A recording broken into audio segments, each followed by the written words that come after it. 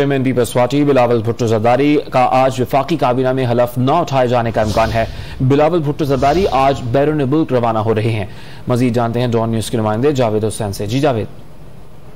जी देखिए, इस हवाले से जो पार्टी जराए हैं उन्होंने हमें बताया है कि आज वफाकी काबीना का मुमकिन तौर पर जो हल बर्दारी की तकरीब हो रही है उसमें chairman Peoples Party Bilawal Bhutto Zardari की शिरकत जो है उसका इम्कान जो है वो कम दिखाई दे रहा है। और उसकी वजह यह है कि वो आज बैरून मुल्क दौरे पर रवाना हो रहे हैं, जिसकी वजह से आज ये बताया जा रहा है कि वो मुमकिन तौर पर बिलावल भुट्टो जरदारी आज की जो वफाकी काबीना का जो हल बर्दारी की तकरीब है उसमें शिरकत नहीं कर सकेंगे। और वो जो जराए बता रहे हैं कि उनको वजारत खारजा का कलमदान सौंपा जाना है, उस हवाले से जो हल्फ बर्दारी की तकरीब है उसमें वो हल्फ नहीं लेंगे। इस हवाले से जो पार्टी के जराए हैं उन्होंने तस्दीक की है कि बिलावल भुट्टो जरदारी बैरून मुल्क जाने की वजह से आज हल बर्दारी की तकरीब में शिरकत नहीं करेंगे।